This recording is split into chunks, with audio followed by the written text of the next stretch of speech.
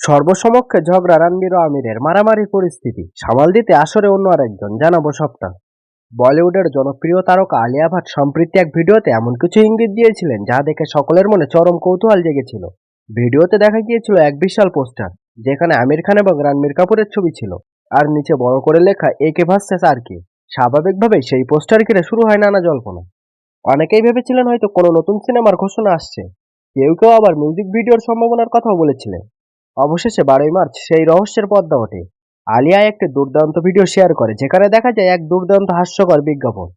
একে ভার্সেস আর কে কোনো সিনেমা নেই, এটি জনপ্রিয় ফ্যান্টাসি ক্রিকেট প্ল্যাটফর্ম ড্রিম ইলেভেনের বিজ্ঞাপন। ভিডিওতে দেখা যাচ্ছে ভারতীয় ক্রিকেটার ঋষভ পান্ত আমির খানের কাছে ছবি তোলার অনুমতি চান, কিন্তু মজাটা শুরু হয় যখন ঋষভ বলেন তিনি আসলে রণবীর কাপুরের সঙ্গে ছবি তুলতে চান। মজার ছলে আমির বলেন, শুধু ছবি কেন, চাইলেও তোমাকে চুমুও দিয়ে দেবে। এরপর রণবীরের সঙ্গে দেখা হতেই আমির ভুল করে তাকে রণবীর সিং বলেন। এতেই শুরু হয় আসল ঝামেলা। রণবীর রেগে গিয়ে বলেন, আমি কিভাবে সিং হলাম, এবার আমিও যদি ওনাকে সালমান বলি। আমির মজার ছলে উত্তর দেন, সালমান বলো ঠিক আছে, কিন্তু দয়া করে আরবাজ বলো না।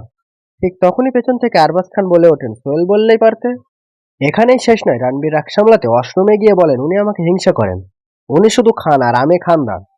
পাশে দাঁড়ানো জ্যাকি শ্রফ তখন তার আইকনিক ডায়লগে বলেন, বেরু টিস্যু দাও, ইস্যু দিও না। শেষে আমির খান বলেন, এখনকার প্রজন্মের তারকাদের ইগো বক্স অফিস কালেকশনের থেকেও বড়। আর তা শুনে রণবীর চিৎকার করে বলেন, আমি শুনতে পাচ্ছি, কালা নয়। এই 2 মিনিট 25 সেকেন্ডের ভিডিওতে মজা, নাটক আর রসিকতার ফুল প্যাকেজ দেখা গিয়েছে। নেটিজেনদের মধ্যে এই বিজ্ঞাপন দারুণ সাড়া ফেলেছে।